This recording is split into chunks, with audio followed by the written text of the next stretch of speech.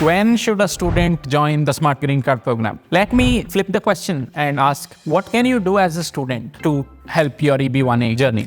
First of all, why do you even need to worry about the EB1A journey as a student? There are multiple reasons, in fact, more reasons than anyone else. As a student, you come on an F1 visa, right? I came on an F1 visa. After a couple years, I was facing huge difficulty in getting the H1B. So you are really tensed about your H1B. Now, how can you de-risk the H1B? There is a category called O1. So the O1 visa is actually not necessarily lottery-based visa. In the H1B, your case goes into a lottery, and then no matter what you studied, you ultimately get dependent on luck, and then that decides if you stay in the country or not. Now, the O1 visa requires you to meet a certain bar. You can check out a bunch of my other videos where I've gotten into depth in that. And once you meet that bar, you don't necessarily need to go into the lottery. You get approved for the O1 visa. Now, how good would it be to have that comfort that you have a backup option if you do not get through the H1B lottery? The criteria for the O1 are very, very, very similar to the EB1A. Now, the second thing is, let's say you get the H1B or you get the O1, you don't get the H1B, you try hard, get the O1. It's not necessarily a permanent solution because it's a non-immigrant visa, right? So that means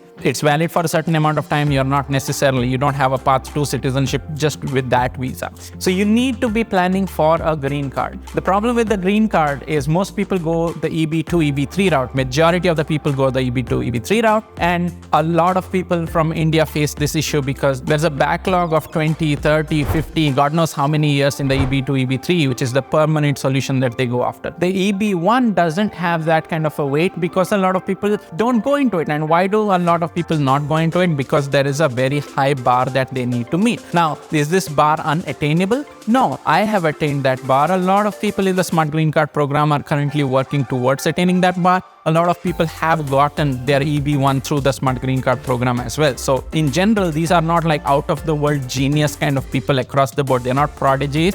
They are normal people, but they do really good work in their specific field. And we've helped them identify that and boost their profile to a point where they legitimately are doing extraordinary work in their field and getting the EB1 green card. Now, you as a student have this immense opportunity of a lot of time. Like students, although you might feel that you have a lot of homework to do, assignments to do, whatnot, I envy the kind of time that people have as students. Looking back, I wish I could use a lot of that time that I had as a student in order to build my profile to qualify for the EB1A, which I didn't know back then. I was, using that time doing like random stuff. And then when I really needed to invest time in my O1A journey or my EB1A journey, that's when I realized, hey, I could have used all that time to actually build my profile towards the EB1A. So I really envy the kind of time that you have. Let me touch on like a couple different things that you can actually do as a student.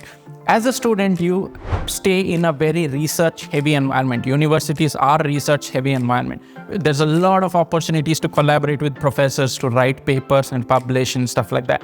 Writing papers and publishing itself is not necessarily always enough. There's a lot of things that you can do on top of that, which we'll go into in other videos and also as part of the Smart Green Card program. But at least you have a starting point. You have something rather than nothing.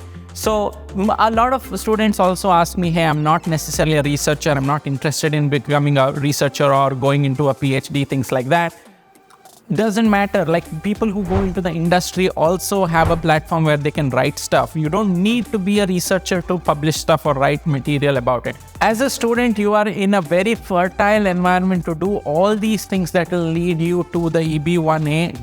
Get all of those things under your belt to even prepare yourself to build on top of it later. And I really want you to succeed in the EB1A. So start investing time from today as a student in your EB1A journey as well. We've recently launched a student plan where you don't need to pay anything until you start earning, and you can get all the benefits of the program start now itself. You can check out more details about that plan up here in the I button and watch that video. You can join the all-new Decider plan to get a one-on-one call with me and or jump on a group coaching call with other folks as well. Check the link in the description to see more and join the program.